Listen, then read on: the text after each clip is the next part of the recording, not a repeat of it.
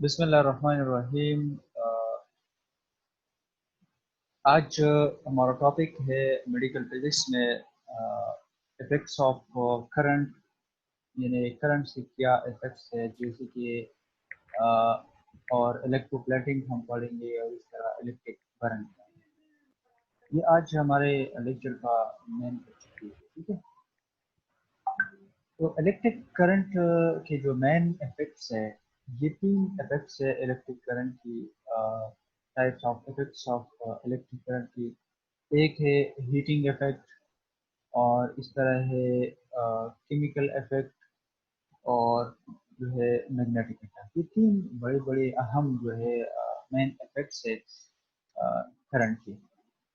Thermal effect का मतलब क्या है? इसको हम हीट इफेक्ट्स भी कह सकते हैं, या इसको हम थर्मल इफेक्ट्स भी कह सकते हैं। तो थर्मल इफेक्ट कैसा प्रोड्यूस होता है, मतलब करंट की वजह से? तो जो ही करंट जो है वायर में गुजरती है, या इलेक्ट्रिक चार्ज जो है वो मूव करती है वायर में, तो इसी दौरान जो इलेक्ट्रॉन होते हैं, जो चार्जेस होते हैं, वो कुछ न कुछ एनर्जी लूज करते हैं। और वो एनर्जी जो है जो इस वायर में जो एटम्स होती है वो एब्जॉर्ब करते हैं। जैसे कि ये एनर्जी वो एटम्स एब्जॉर्ब कर लेते हैं, तो इसकी वजह से जो एटम्स की जो वाइब्रेशन है वो ज़्यादा हो जाए। और जो ही इसकी वाइब्रेशन ज़्यादा हो जाती है इस एटम की, तो इसके साथ जो है हीट ऑफ, और भी इसकी हीटिंग जो इफेक्ट है वायर की वो ज़्यादा। इसी दौरान जो कुछ एनर्जी जो है इलेक्ट्रिकल एनर्जी जो है इस वक्त जो है वो हीट में जो है वो कन्वर्ट हो जाती है, चेंज हो जाती है।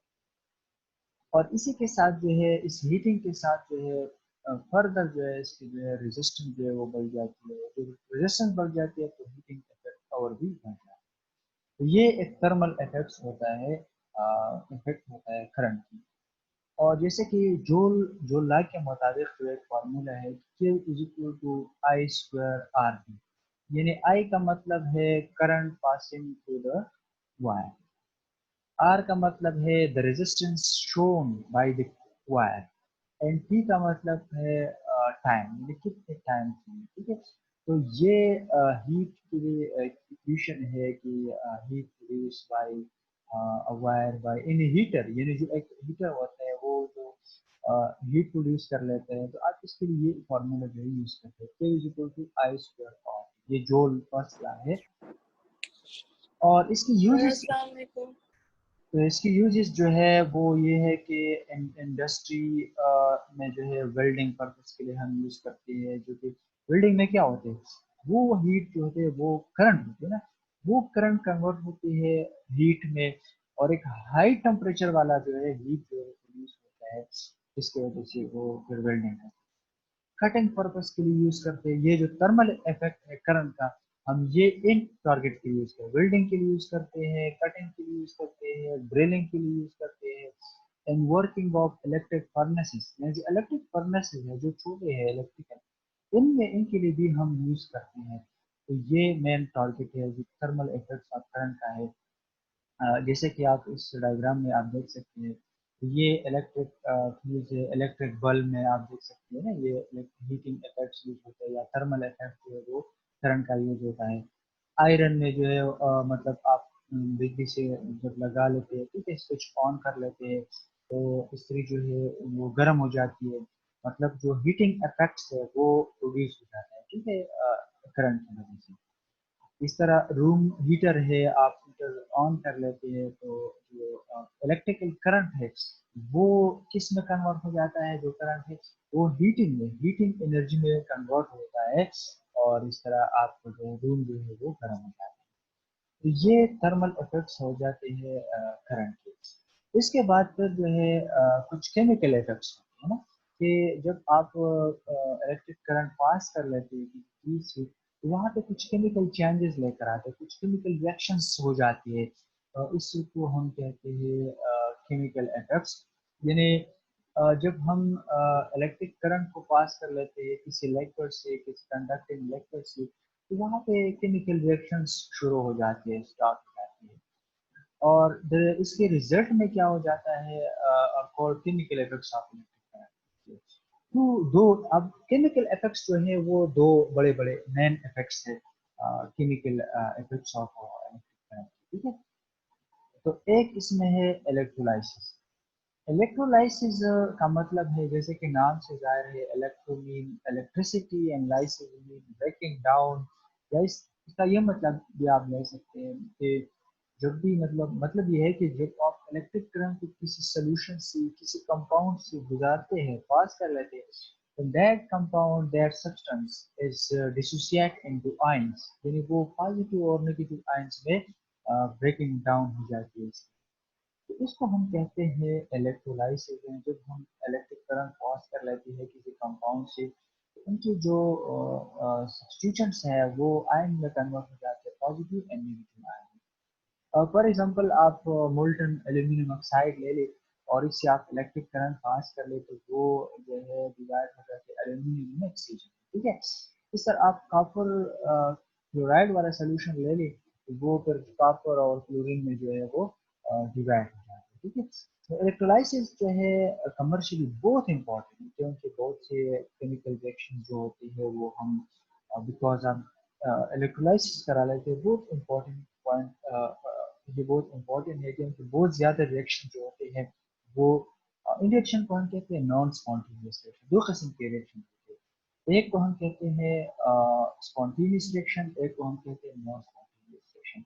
तो जो स्पॉन्टेनियस रिएक्शन होते हैं वो खुद ब खुद होते हैं, जो रिएक्शंस खुद ब खुद होते हैं इनको हम स्पॉन्टेनियस रिएक्शन कहते हैं, और जो रिएक्शंस खुद ब खुद नहीं होती इनको हम नॉन स्पॉन्टेनियस रिएक्शन कहते हैं। फिर जब जो नॉन स्पॉन्टेनियस रिएक्शन होते हैं वो हम जो है बाय इलेक्ट्रोलाइसिस इसके जरिए से करते हैं।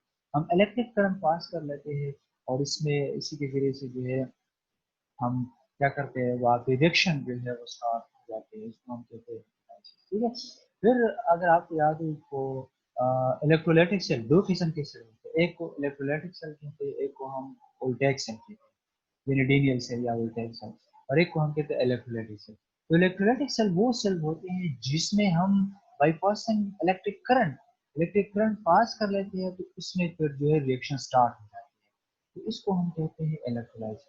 लेकिन जो वोल्टैक सेल होते हैं उसमें ये होता है कि because of the chemical reactions inside the cell, वहाँ पे जो है केमिकल रिएक्शन होते हैं, इसकी वजह से इलेक्ट्रिसिटी प्रोड्यूस होती है। लेकिन इलेक्ट्रोलाइटिक सेल में ऐसा होता है कि आप इलेक्ट्रिक करंट पास करेंगे और इसी से जो है वहाँ पे सेल में अंदर जो रिएक्शन जो है वो स्टार्ट हो जाएगा। तो ये एक दो केमिकल इफेक्ट्स में एक इलेक्ट्रोलाइसिस है, जिसका इसमें फिर ये होता है कि the ion which is selected for the star it can electrode different types। अब डिपेंड करते हैं नेचर ऑफ द इलेक्ट्रोड पर, concentration of the ions in solution इस पे डिपेंड करते हैं। फॉर एग्जांपल, अच्छा, तो the ion which is selected for discharge, यानी जो हमारा टारगेट हो कि हमें कौन सा आयन चाहिए, तो वो ऑन द इलेक्ट्रोड, तो वो फिर डिपेंड करता है अच्छा, तो वो नेचर ऑफ इलेक्ट्रोड पे डिपेंड करते हैं, concentration of the ions in the solution पे डिपेंड करते हैं कि हमें जो हमारा टारगेट होते हैं कि कौन सा आयन हमें चाहिए, तो फिर इसके लिए हम इलेक्ट्रोड को ढूंढ लेंगे, नेचर ऑफ इलेक्ट्रोड, हमें कौन सा इलेक्ट्रोड चाहिए सेल में, और उस सेल में यानी सोल्यूशन में जो है कौन से आयंस चाहिए, कंसंट्रेशन आप आयंस कितनी होनी चाहिए, यानी आपको जो आयन चाहिए उसके लिए कौन सा सोल्यूशन है। फॉर एग्जांपल, आपको चाहिए कॉपर आयन चाहिए, ठीक है, कॉपर, तो इसके लिए फिर आप जो है इलेक्ट्रोड कौन सा यूज़ करेंगे, आप जो इलेक्ट्रोड यूज़ करेंगे वो कॉपर वाला यूज़ करेंगे, और इसमें जो सोल्यूशन होंगे वो कॉपर सल्फेट सोल्यूशन होगा सेल में, तो ये इसका ये मतलब है। इसी तरह फिर आपको अगर याद हो तो इलेक्ट्रोलाइटिक सेल्स होते हैं जिसमें हम इलेक्ट्रोलाइसिस रिएक्शन करते हैं, तो उसमें दो चीज़ें होती है, एक इलेक्ट्रोलाइटिक सेल में electrolytic cell consist of two things, एक तो एक वेसल पर मुश्तमिल होते हैं कि एक कंटेनर सा होते हैं, फिर इसमें दो इलेक्ट्रोड्स होते हैं, ठीक है ना, एक नेगेटिव इलेक्ट्रोड होता है, एक पॉजिटिव इलेक्ट्रोड होता है, और उसमें हम कुछ सोल्यूशन डालते हैं ना, तो ये एक इलेक्ट्रोलाइटिक सेल बन जाते हैं, इसके अंदर जो रिएक्शन होते हैं उसको हम इलेक्ट्रोलाइसिस रिएक्शन। तो दो इलेक्ट्रोड होते हैं, एक एनोड होता है, एक कैथोड होता है। एनोड को हम पॉजिटिव इलेक्ट्रोड कहते हैं, कैथोड को हम नेगेटिव इलेक्ट्रोड कहते हैं। और एनोड को हम इसलिए एनोड कहते हैं कि इसके जो है आयंस हो, जो आयंस आएंगे उनको हम एनाइन कहेंगे। नेगेटिव आयंस यहाँ किसकी तरफ आएंगे, एनोड की तरफ, तो इसलिए इसको हम एनोड कहते हैं। तो एनाइन जो है नेगेटिव आयंस को हम एनाइंस कहते हैं, and they will be attracted towards the anode because anode is a positive. ठीक है। और इसी तरह नेगेटिव इलेक्ट्रोड जो है वो जो केटाइंस होंगे, मतलब केटाइन पॉजिटिव आयंस को हम केटाइन कहते हैं, और they will be attracted, they will be pulled towards the negative electrode because उनके नेगेटिव इलेक्ट्रोड की तरफ आएंगे, पॉजिटिव आयंस होंगे। एनोड पे जो है A9 will be discharge by releasing. अब देखिए एनाइन के साथ तो इलेक्ट्रॉन होते हैं, एक्स्ट्रा एक इलेक्ट्रॉन होते हैं, नेगेटिव चार्ज होते हैं, और एनोड पे पॉजिटिव चार्ज होते हैं, उनको तो इसको तो इलेक्ट्रॉन की जरूरत होती है। तो वो एनायन जो आएंगे वो एनोड पे अपने इलेक्ट्रॉन रिलीज करेंगे। ठीक है। और जो फिर जो है एक्सटर्नल सर्किट के जरिए से ये इलेक्ट्रॉन जाएंगे और वापस कैथोड की तरफ, कैथोड पे जो है क्या होंगे, इलेक्ट्रॉन ज्यादा होते हैं यहाँ पे, वहाँ पे इसके तो नेगेटिव चार्ज होते हैं। तो जो केटाइंस होंगे वो कैथोड की तरफ आएंगे और वहां से इलेक्ट्रॉन लेंगे। तो ये एक सर्किट होता है जो चल रहा होता है कंटिन्यूसली। आप बैटरी लगाएंगे, आप एक्सटर्नल सर्किट के जरिए से इलेक्ट्रिसिटी पास करेंगे, और ये प्रोसेस धीरे धीरे शुरू होगा, इस तरह ये केमिकल रिएक्शन शुरू होगा। तो एनाइन आएंगे एनोड की तरफ, वहाँ पे इलेक्ट्रॉन देंगे, और केटाइन आएंगे कैथोड की तरफ, कैथोड से इलेक्ट्रॉन लेंगे। तो ये एक प्रोसेस इस तरह चलता रहता है। जैसा कि आप इस डायग्राम में आप देख सकते हैं कि ये एक वही इलेक्ट्रोलाइटिक सेल है जिसमें इनिशियल का सोल्यूशन है। ठीक है। और उसको बैटरी के साथ कनेक्ट किया हुआ है, एक पॉजिटिव क्या है इलेक्ट्रोड है, नेगेटिव इलेक्ट्रोड है। तो आप इस डायग्राम में आप देख सकते हैं कि जो ओ एच आइंस है उनके साथ एक्स्ट्रा इलेक्ट्रॉन है, मतलब इलेक्ट्रॉन है इसके साथ। तो ये आते हैं, डिपॉजिट हो जाती है किस पर, एनोड पर। तो यहाँ पे ये इलेक्ट्रॉन देते हैं। अब ये इलेक्ट्रॉन विल गो तो एक्सटर्नल सर्कल, उससे गुजरते हैं, जाते वापस आते हैं कैथोड की तरफ, तो एक्सटर्नल सर्कल। अब कैथोड की तरफ आए तो कैथोड पे तो नेगेटिव चार्ज होते हैं, इस पे इलेक्ट्रॉन ज्यादा होते हैं। तो जो एनायंस होंगे, जो पॉजिटिव आयंस है, जो कि सोडियम है या हाइड्रोजन आयन है, वो आएंगे कैथोड की तरफ, और इससे जो है इलेक्ट्रॉन लेंगे। ठीक है। तो यही कहते हैं कि the positive ions are attracted to the negative electron and the negative ions are attracted to the positive electron। ये था इलेक्ट्रोलाइसिस, जो केमिकल इफेक्ट था करंट का, और इसमें इलेक्ट्रोलाइसिस एक एग्जांपल है। और इसके एग्जांपल आप देख सकते हैं कि जो हम इसका फायदा क्या है। फायदा इसका ये है कि जो हम इलेक्ट्रो रिफाइनिंग कहते हैं ना, कि जो बड़ी बड़ी इंडस्ट्रियाज होती है, फॉर एग्जांपल आपको कॉपर चाहिए, और बिल्कुल 100%, 99.9% कॉपर चाहिए, प्योर, बिल्कुल प्योर। वो इसी इंस्टेज इंस्टेज में जब प्योरिफिकेशन होती है, जो रिफाइनिंग होती है, वो इसी इलेक्ट्रोलाइसिस प्रोसेस से गुजरती है, जिसको हम कहते हैं कॉपर रिफाइनिंग। तो फिर हम क्या करते हैं, एक जो है एक से दोनों जो इलेक्ट्रोड्स होते हैं, एम्पेवर और फेवर, हम इस इलेक्ट्रोड बना लेते हैं और इस इलेक्ट्रोलाइटिक सेल में डालते हैं, और ये इसे प्रोसेस से गुजारते हैं, और जो है फिर क्या हो जाते हैं कि इससे इसकी वजह से हम जो है कापर को प्यूरिफाई करते हैं। इस तरह बाकी एलिमेंट्स भी जो है आयरन वगैरह सब जो एलिमेंट्स है, जो मेटल्स है, इनको इसी इलेक्ट्रोलाइसिस प्रोसेस से गुजार के इनको प्योरीफाई किया जाता है। इसी तरह दूसरा जो करंट का केमिकल इफेक्ट है वो है इलेक्ट्रोप्लेटिंग। यानी हम इलेक्ट्रोप्लेटिंग करा रहे हैं। इलेक्ट्रोप्लेटिंग का मतलब ये है कि किसी मेटल के सरफेस पे किसी दूसरा मेटल चढ़ा है, इसको हम कहते हैं इलेक्ट्रोप्लेटिंग। इलेक्ट्रोप्लेटिंग एक सरफेस पे, फॉर एग्जांपल जैसे कि हम गोल्ड प्लेटिंग कर लेते हैं ताकि ये चीज जो है अच्छी लगे ऑर्नामेंटल पर्पज के लिए। ठीक है। तो क्या कर लेते हैं, एक मेटल सरफेस पे हम गोल्ड का जो है प्लेटिंग करा लेते हैं, तो इसको हम कहते हैं गोल्ड प्लेटिंग। ये करते हैं इलेक्ट्रोप्लेटिंग की वजह से। तो ये कहते हैं कि ये मोस्ट कॉमन एप्लीकेशन है, और ये केमिकल इफेक्ट है इलेक्ट्रिक करंट का। ठीक है। कौन सा इफेक्ट है, केमिकल इफेक्ट है, ये बात ध्यान रखना। Their liquid is usually called a light, to which can two electrodes are connected to the khacha। तो इलेक्ट्रोलाइसिस का होमंगा व्हाट फॉर डूइंग, हम क्या करते थे कि हम जो है इलेक्ट्रिसिटी पास करते थे इलेक्ट्रोलाइसिस सॉल्यूशन से, जिसमें दो इलेक्ट्रोड होते थे, पॉजिटिव और नेगेटिव। लेकिन इलेक्ट्रोप्लेटिंग की हम इसमें हम क्या करते हैं, electroplating is done in industry to have anti reactive coating, यानी एंटी रिएक्टिव कोटिंग। इसका फायदा क्या है? फॉर एग्जांपल आयरन है, आयरन को तो करोजन होती है, रस्टिंग होती है, तो इससे बचाने के लिए हम इसके ऊपर एक ऐसे मेटल का शीट चढ़ा लेते हैं ताकि इसको करोजन से बचाए, इसको रस्टिंग से बचाए।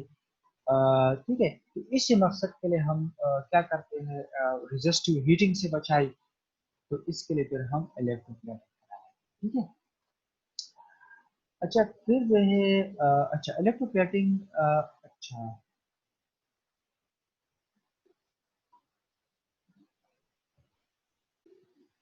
तो इलेक्ट्रोप्लेटिंग फॉर एग्जांपल कहते हैं कि इलेक्ट्रोप्लेटिंग ऑफ कॉपर, कॉपर का हम इलेक्ट्रोप्लेटिंग करा देते हैं किसी और चीज। तो जिस चीज पे हमने कॉपर की प्लेटिंग करानी है उसको हम कैथोड बना देते हैं। क्या बना देते हैं? कैथोड बना देते हैं। ठीक है। और कॉपर का हम इलेक्ट्रोप्लेटिंग करा लेते हैं, मतलब इस पे चढ़ाने शीट इसकी चढ़ाते इसकी, तो इसको हम एनोड बनाएंगे। और ये वही इलेक्ट्रोलाइटिक सोल्यूशन इसमें डालेंगे जो इसको, जो कि कॉपर सल्फेट सोल्यूशन है, और इसको हम एक्सटर्नल बैटरी के साथ कनेक्ट करेंगे। तो अब देखिए अभी तक जो कैथोड है, कैथोड पे तो नेगेटिव चार्जेस ज़्यादा है, तो इसके तरफ क्या आएंगे, कीटाइंस आएंगे, यानी पॉजिटिव चार्जेस आइन आएंगे जो कि कॉपर है, तो वही आइंस आएंगे और इसी के तौर पे डिपॉजिट होगा। तो इस तरह आइंस आते रहेंगे और इस तरह ये पूरा जो कैथोड है वो उस पे एक शीट बनेगी कॉपर की। तो ये एक प्रोसेस जिस चीज पे हमने इलेक्ट्रोप्लेटिंग करानी है उसको हम कैथोड बनाएंगे, और जिसका इलेक्ट्रोप्लेटिंग कराना है, जो हम जो शीट चलाना चाहते हैं और उसको हम एनोड बनाएंगे, और इसका सोल्यूशन भी इसमें डालेंगे, इलेक्ट्रोलाइटिक सोल्यूशन, और वायर बैटरी के साथ कनेक्ट। अगर आपको आपको गोल्ड का इलेक्ट्रोप्लेटिंग कराना है किसी एलिमेंट, किसी मेटल पर, तो आप गोल्ड को एनोड बनाएंगे और वही फिर जो है गोल्ड वाले आइंस जो है वो आएंगे और डिपॉजिट हो जाएंगे किस तरह के तौर पर, और इस तरह इस पर एक शीट बनेगी, इसको हम कहते हैं इलेक्ट्रोप्लेटिंग।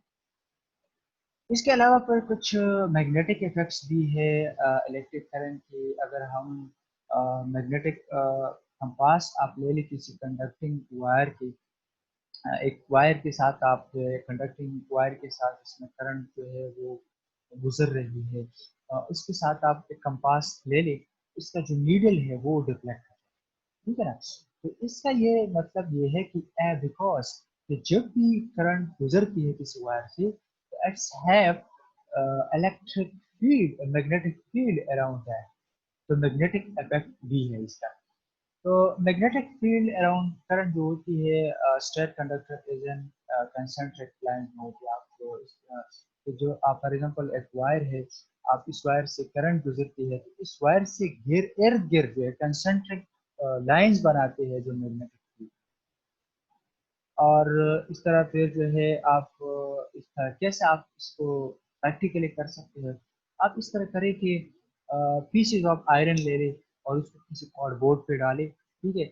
और फिर जो है इसी कार्डबोर्ड से जो है वायर गुजारे, करंट कैरिंग वायर गुजारे, तो वो जो आयरन की पीसेस होंगे वो चिपक जाएंगे उस वायर के साथ, और इन the form of ring shape, को इस तरह रिंग शेप बनाएगा। Let's show that a magnetic field around the current carrying wire in the form of concentric circle। Example क्या है और कब कैसे यूज, क्यों यूज करते हैं, मैग्नेटिक इफेक्ट्स का क्या फायदा है, जो मोटर्स होते हैं, जो ट्रांसफार्मर होते हैं, जो अल्टरनेटर्स होते हैं, और ज्यादातर जो इलेक्ट्रिकल इंस्ट्रूमेंट होते हैं इसमें जो है करंट का जो है मैग्नेटिक इफेक्ट जो है यूज होता है। ये वही एग्जांपल है जो मैंने अभी बताया, ये वायर है और इस वायर से करंट गुजरती है, और यहाँ पे इसके इर्द गिर्द जो है मैग्नेटिक फील्ड जो है, मैग्नेटिक लाइंस जो है आपको नजर आते हैं, ये in the form concentric circuit, in the form of concentric circuit. इसी तरह फिर जो है बर्न्स, व्हाट इज बर्न्स? तो बर्न्स ये तो अच्छा, इससे पहले हमने क्या पढ़ा? इफेक्ट्स ऑफ करंट हमने पढ़ा, जो कि थर्मल इफेक्ट था, हीटिंग इफेक्ट था, ठीक है, केमिकल इफेक्ट था। अभी जो है definition burns, what is burn? तो बर्न का मतलब है burns is damage to the skin and underline. तो ये एक किस्म का डैमेज, बर्न भी एक डैमेज होता है किसी स्किन को या किसी अंडरलाइन टिश्यू को। आप कह सकते हैं कि burn is a type of damage, it is a type of damage. और इसकी फिर फर्दर जो है 4 टाइप्स है। थर्मल बर्न भी हो सकती है, रेडिएशन बर्न भी हो सकती है, केमिकल बर्न भी हो सकती है, जैसे कि आजकल ज़्यादातर आप देख सकते हैं किसी अखबार में आपको सुना होगा कि फलाना ने इसके जो है वो एसिड जो है डाली इसके चेहरे पर, इसकी वजह से जो है वो केमिकल बर्न हो सकती है। इलेक्ट्रिकल बर्न, शॉक लग जाता है तो इसके साथ जो है वो इलेक्ट्रिकल बर्न जो है वो हो जाता है। इलेक्ट्रिकल बर्न का मतलब है कि इलेक्ट्रिक बर्न अगर when a person is directly exposed to electric, क्योंकि हमारी बॉडी भी तो एक कंडक्टर है, आयंस है, इलेक्ट्रिक करंट चलती रहती है हमारी बॉडी भी। तो जब भी हमारी बॉडी जो है एक्सपोज हो जाती है किसी इलेक्ट्रिक करंट को, तो it can it can cause electric fires. और इलेक्ट्रिक करंट जो है, डिफरेंस क्या है इलेक्ट्रिक करंट और थर्मल करंट से और केमिकल करंट से? कि जो थर्मल करंट होंगे और जो केमिकल करंट होंगे वो सुपरफिशियल से डीप की तरफ जाते हैं, लेकिन जो इलेक्ट्रिकल करंट होंगे वो हम डीप टिश्यू को ज़्यादा टारगेट कर लेते हैं, ठीक है। डीप टिश्यू को नहीं, they can exclusively cause surface damage but more upon tissue deeper underneath the skin है मोर सीवियर, क्योंकि अब ये बात सुन, इलेक्ट्रिकल करंट जो है वो डीप टिश्यू को मतलब ज़्यादा बर्न कर लेती है as compare to superficial tissue, जो कि थर्मल और केमिकल बर्न। इसी तरह फिर जो है फिर इसमें भी टाइप्स है। एक लो वोल्टेज बर्न होती है जो कि 500 वोल्ट्स आरलेस, इससे जो होते हैं इसको हम लो वोल्टेज बर्न कहते हैं। और ये इतनी ज़्यादा कहते हैं कि इतनी ज़्यादा टिश्यू डैमेज नहीं करता बिकॉज, लेकिन सिर्फ जो इंटैक्ट टिश्यू होते हैं उस जगह पे ज़्यादा वो बर्न होती है। और ये जो बर्न होती है माइल्ड होती है, सुपरफिशियल होती है। और फिर सवेयर कब होगी डिपेंड, अगर ज़्यादा टाइम के लिए कांटेक्ट रहा हुआ है तो फिर जो है सीवियरिटी इसकी ज़्यादा हो जाती है। एक को हम कहते हैं high voltage burn. High voltage burn का मतलब ये है कि वेरी सीवियर बर्न हुआ हो, द डैमेज जो है वो थ्रू द बॉडी बर्न हुआ हो, ठीक है।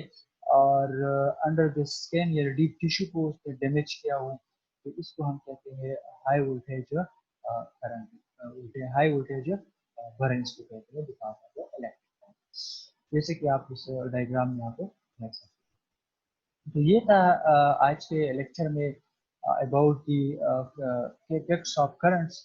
करंट्स के क्या इफेक्ट्स है, मतलब हीटिंग इफेक्ट्स है, थर्मल इफेक्ट्स है, मैग्नेटिक इफेक्ट्स है। तो उम्मीद है आपको जो है लेक्चर समझ आई होगी, ठीक है। Good luck.